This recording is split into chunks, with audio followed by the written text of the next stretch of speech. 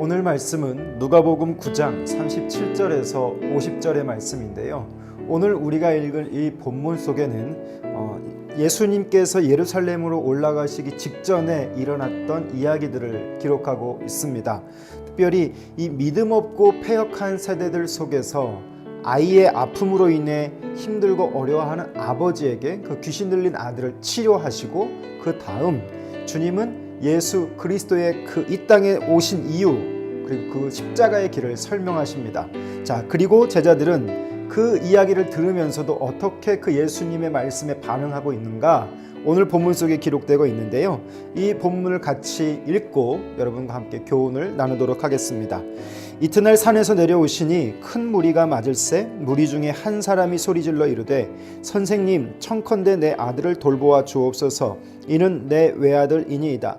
귀신이 그를 잡아 갑자기 부르짖게 하고 경련을 일으켜 거품을 흘리게 하며 몹시 상하게 하고야 겨우 떠나가나이다. 당신의 제자들에게 쫓아주기를 구하였으나 그들이 능히 못하더이다. 예수께서 대답하여 이르시되 믿음이 없고 패역한 세대여, 내가 얼마나 너희와 함께 있으며 너희에게 참으리요. 내 아들을 이리로 데리고 오라 하시니 올 때에 귀신이 그를 거꾸러뜨리고 심한 경련을 일으키게 하는지라. 예수께서 더러운 귀신을 꾸짖으시고 아이를 낫게 하사 그 아버지에게 도로 주시니 사람들이 다 하나님의 위엄에 놀라니라. 그들이 다 그 행하시는 모든 일을 놀랍게 여길세. 예수께서 제자들에게 이르시되 이 말을 너희 귀에 담아두라. 인자가 장차 사람들의 손에 넘겨지리라 하시되 그들이 이 말씀을 알지 못하니 이는 그들도 깨닫지 못하게 숨긴 바 되었음이라. 또 그들은 이 말씀을 묻기도 두려워하더라. 제자 중에서 누가 크냐 하는 변론이 일어나니 예수께서 그 마음에 변론하는 것을 아시고 어린아이 하나를 데려다가 자기 곁에 세우시고 그들에게 이르시되 누구든지 내 이름으로 이런 어린아이를 영접하면 곧 나를 영접함이요 또 누구든지 나를 영접하면 곧 나를 보내신 이를 영접함이라. 너희 모든 사람 중에서 가장 작은 그가 큰 자니라. 요한이 여짜오되 주여 어떤 사람이 주의 이름으로 귀신을 내쫓는 것을 우리가 보고 우리와 함께 따르지 아니함으로 금하였나이다. 예수께서 이르시되 금하지 말라. 너희를 반대하지 않는 자는 너희를 위하는 자니라 하시니라. 아멘. 여러분, 오늘 우리가 읽은 이 본문의 말씀 속에서는 영광의 산을 내려오신 후, 그 변화산이라고 하죠. 그곳을 내려오신 이후에 주님은 무엇을 하셨냐면 자신의 가야 할 길, 즉 십자가의 그 죽음의 길을 말씀하십니다. 이 길은 절대 잊어서는 안 될 것이고, 또 제자라고 한다면 그 예수님의 정체성, 이 땅에 오신 이유, 그 길을 따라가야 하는 자들이기 때문에 그 예수님이 이 땅에서의 그 지향점을 제자들도 담아낼 그릇이 되어야 했습니다. 그래서 예수님은 이것을 끊임없이 말씀하고 있죠. 예수님의 그 고난 그리고 그 십자가의 길과 떨어져서는 갈 수 없는 자들이 바로 제자들입니다. 자, 그런데 제자들은 이 예수님의 말씀을 어떻게 반응했는가? 전혀 깨닫지 못했다라고 하는 것이죠. 그 충분한 의미를 오늘 성경에서 보면 숨겨두었다라고 이야기하고 있습니다. 그 숨겨둔 것에 대해서 제자들은 어떻게 이해했을까요? 오늘 성경을 더 보시면 그 성경 속에서 뭘 발견할 수 있냐?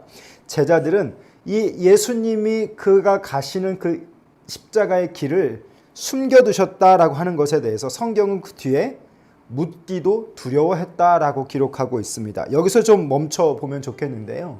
왜 제자들은 예수님께 그 길을 묻는 것을 두려워했을까요?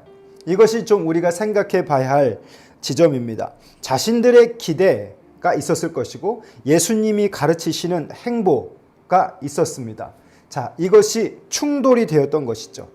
자신들은 이렇게 되고 싶었지만 예수님은 이렇게 되어야 한다라고 하는 그 갈등 속에서 불안한 자들입니다. 그 현실이 지금 내가 되고 싶은 어떤 그 모습과 예수님이 말씀하시는 그 십자가의 길이 충돌이 되니까 그들의 현실 속에서는 두려워서 질문하지 못하는 것이죠. 여기서 갈림길이 생기는 것 같습니다.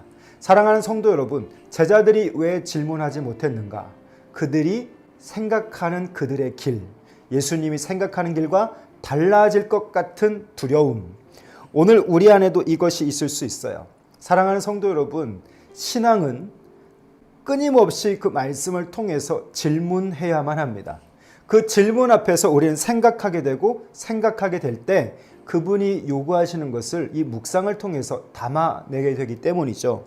오늘 여러분의 신앙을 많이 질문하는 습관을 들이실 수 있기를 원합니다. 자, 예수님이 이렇게까지 말씀하셨는데 제자들은 어떻게 하고 있는가?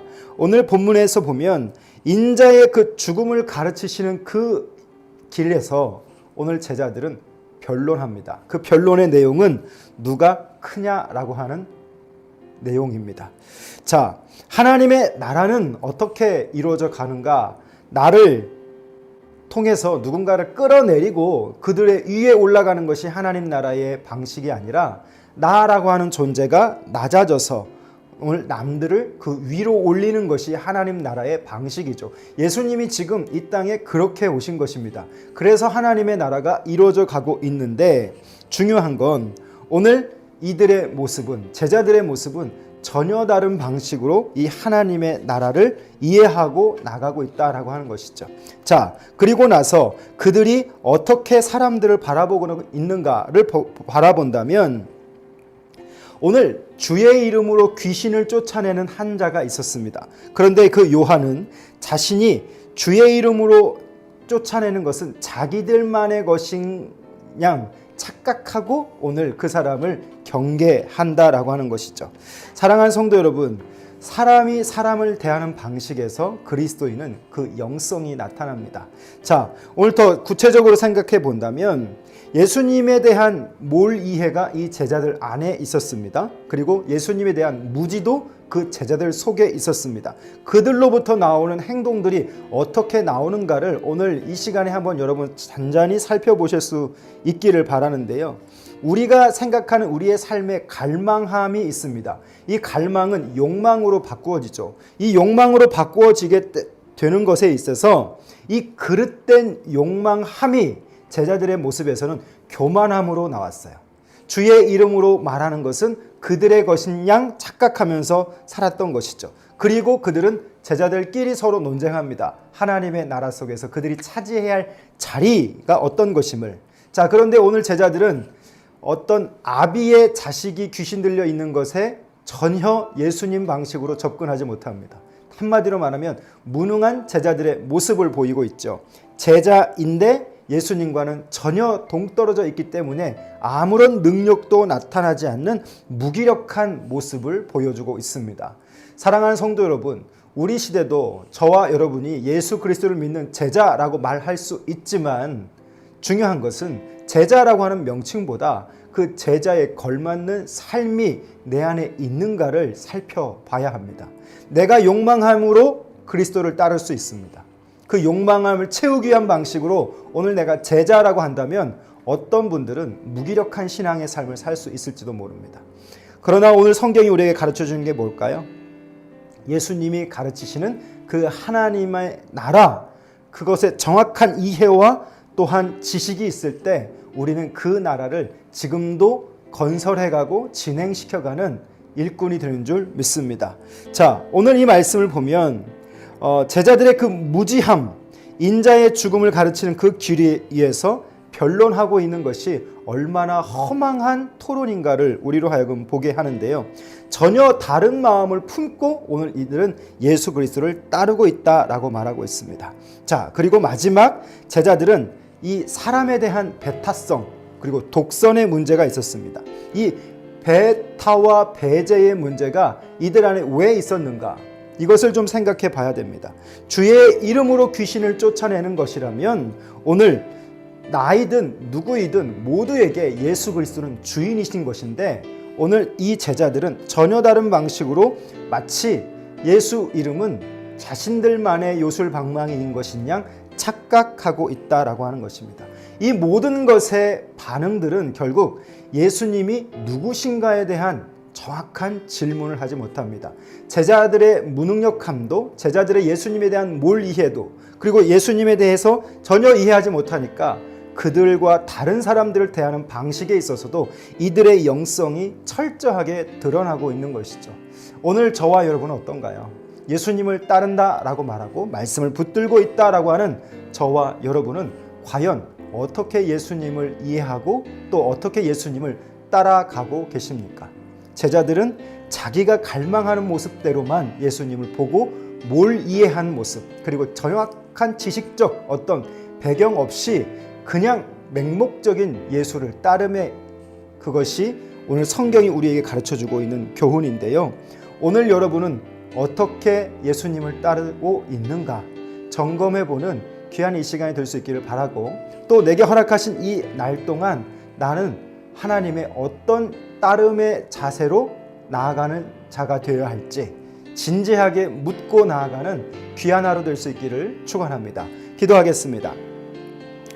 살아계신 우리 아버지 하나님, 오늘 제자들의 모습을 보면서 이 시대를 살아가는 나의 그리스도인됨을 생각하게 하시니 감사합니다. 예수님을 전혀 이해하지 못하고 전혀 알지 못하는 그 무지함 속에서 오늘 이 제자들의 무능력함과 교만함을 바라봅니다.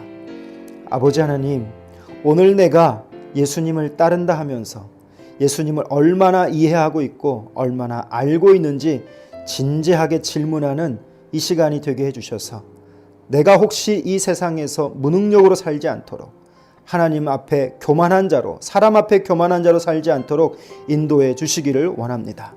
하나님, 오늘 사람을 대하는 방식이 그 사람의 영성임을 깨닫습니다. 오늘 나는 나와 다른 이들을, 나와 다른 식견의 사람들을 어떻게 바라보고 있는지 점검하게 하시고, 오늘 예수님에 대한 그릇된 이해로부터 나오는 모든 이 제자들의 삶의 방향들이 내 안에 채워지지 않도록 하나님 분별하게 하시고, 늘 그릇된 욕망을 갖고 그릇된 믿음으로 살지 않도록 성령님께서 교훈해 주시옵소서. 많이 배우게 해 주십시오. 많이 깨닫게 해 주십시오. 그래서 바른 길 가게 해 주시고 주님이 원하시는 그 하나님 나라의 지향점을 가지고 살아갈 수 있는 그런 한 날 될 수 있도록 인도해 주옵소서. 예수님 이름으로 기도합니다. 아멘. 2021년 우리 공동체 신앙 주제는 가르쳐 주십시오, 깨닫게 해 주십시오, 바른 길 가게 해 주십시오, 그리고 주를 지향하게 해 주십시오라고 하는 주제를 가지고 출발했습니다. 제자들의 이러한 모습이 결국 우리가 왜 이렇게 분명하게 신앙생활 해야 되는지를 말씀해 주는데, 오늘 하루 여러분 이 신앙의 주제어를 가지고 여러분이 그것에 걸맞는 삶으로 나갈 수 있기를 주님의 이름으로 축복합니다. 감사합니다.